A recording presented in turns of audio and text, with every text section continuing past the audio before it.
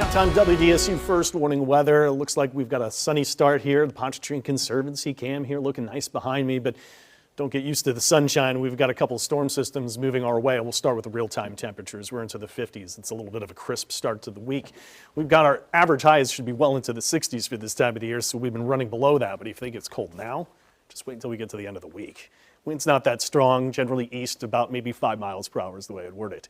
Again, where's this core of the cold that we're talking about after this storm system? Yep, these are real-time temperatures into the northern plains. There are wind chills that are on the order of 29 to 30 below zero. We're not going to get that cold, but it does show that we've got that core of Arctic air that is going to be headed our way, courtesy of the storm system that rolls through. It gives us a chance of some heavier rain, possibly some stronger variety storms, and once it's through, that's going to drop in and grab that cold air and just jump right down in and drop it on top of us. There's that chance of heavier rain and thunderstorms, and then there's the freezing weather that moves in thereafter. Let's focus on our forecast right now. I'll show you where we wake up tomorrow morning to the cold.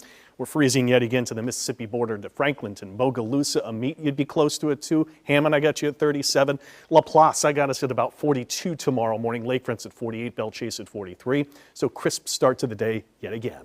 The clouds will start to increase during the day, and there's a slim chance that we get an afternoon shower coming into Tuesday afternoon, Tuesday evening. But the bulk of this rain is really going to hold off till after sunset and overnight Tuesday into Wednesday. So not a whole lot of daytime rain.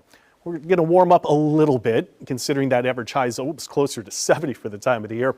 Just how much cloud cover will move in late is going to determine that high temperature. I got us around 63 here. You could see maybe 64, 65, 66.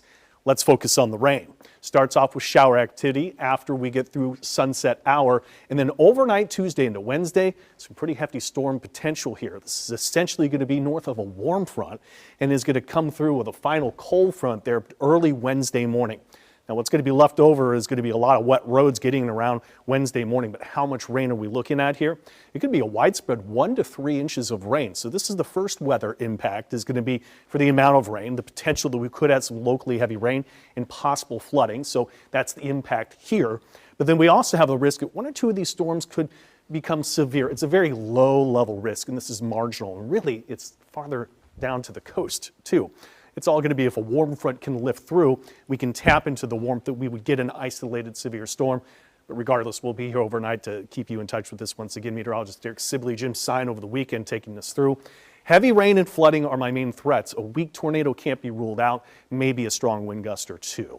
So that's overnight Tuesday to Wednesday. Wednesday, the north winds kick in. We're colder. Temperatures down into the 50s, but look what happens by Thursday morning. We're down into the 20s to the North Shore. I even have us at freezing here in New Orleans. Look at daytime top temperatures on Thursday. We're not getting out of about 45, 46, 47 degree range. And Friday morning, just as cold. Temperatures a little bit up by the afternoon, but this is still working about 17 degrees below average for the time of the year. Saturday, we're starting to get temperatures up a little more, but then we're tracking our next storm system that'll work our way. There's the freezing temperatures, and by Saturday, increasing clouds. Unfortunately, we're going to have to watch those parades that roll late. There is a chance of some showers moving in, but overnight Tuesday or Saturday into Sunday, that will be the next chance of rain coming in, but it's all out of here. I think daytime parades on Sunday are looking good. WDSU First Warning Weather 7-day. Impact day tomorrow night for the strong storms and hefty rain. Then the cold for the Thursday and Friday morning impact days 2, and the next impact Saturday night with that rain.